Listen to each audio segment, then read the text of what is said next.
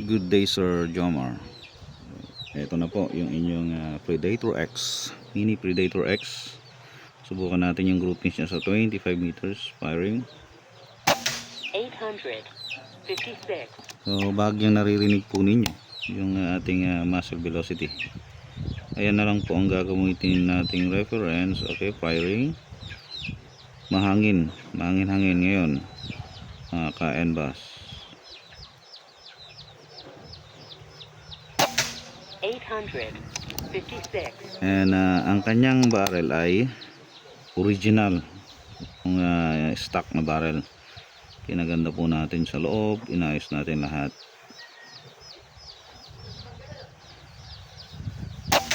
Okay, same hole pa rin.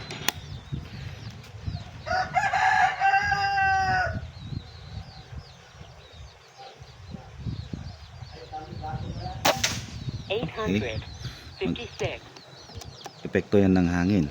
So mapapansin nyo, 3 times na nagkaroon na ng 856 yung kanyang muzzle velocity. Ito yung groupings mo, Sir Jomar.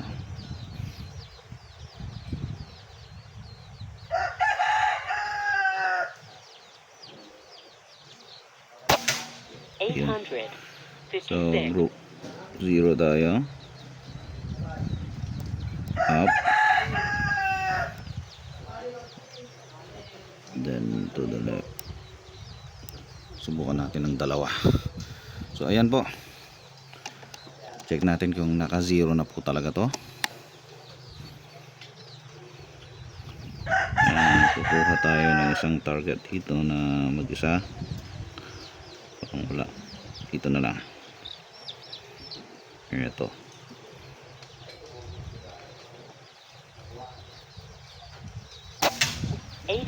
Hit naman. Isa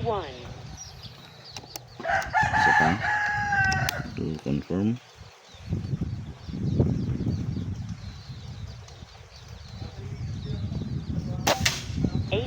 Sumubra tayo. Balik tayo.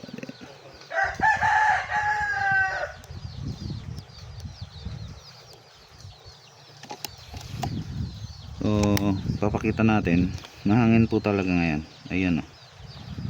Mahangin ngayon mga ka-NBAS. Okay, kuha ulit tayo ng isa dyan.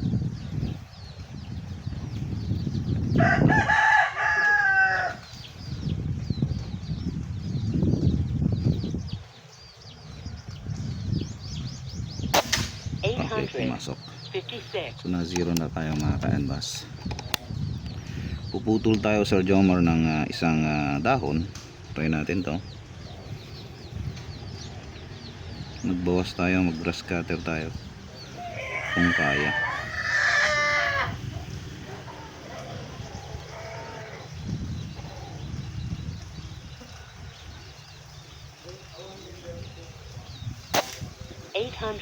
Mataas.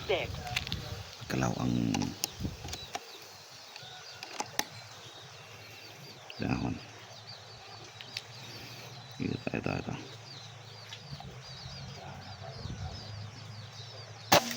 Mataas nga. So, nakakaputol tayo ng dahon.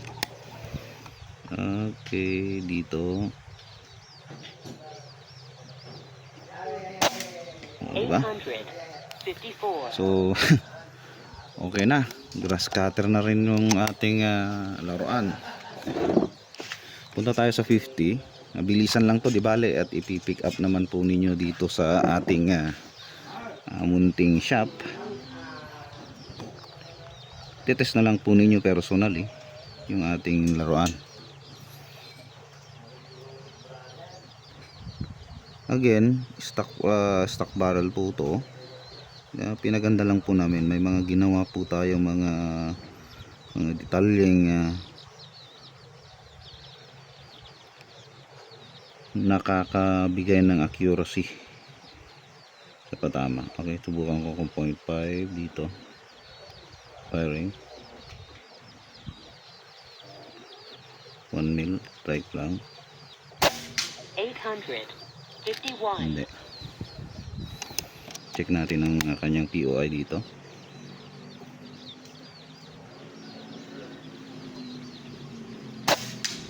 Okay. 842. Nasa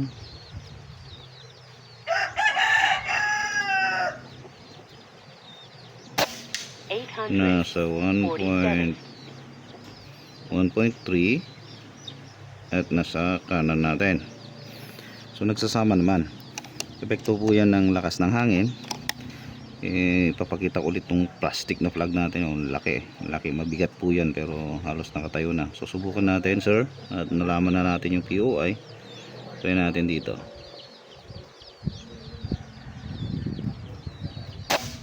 Oh, sobrahan natin. 51. Isa pa.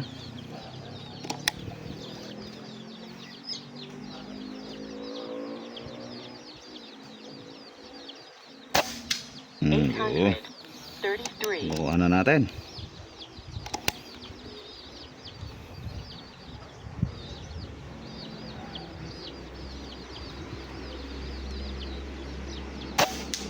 Okay, so 44. isa pa. At ipapakita na natin yung unit ninyo, sir.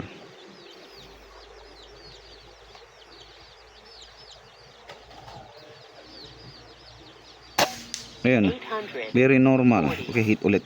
Very normal, sir, na mag-shift po yung ating point of impact kung ganitong lalayo na po yung ating target at malakas-lakas po ang hangin. Nagko-compensate po tayo. So balik tayo sa 25, then papakita ko po yung inyong unit. Very accurate na to. Di bale, puntahan mo na lang, sir, at i-check mo siya personally, di ba?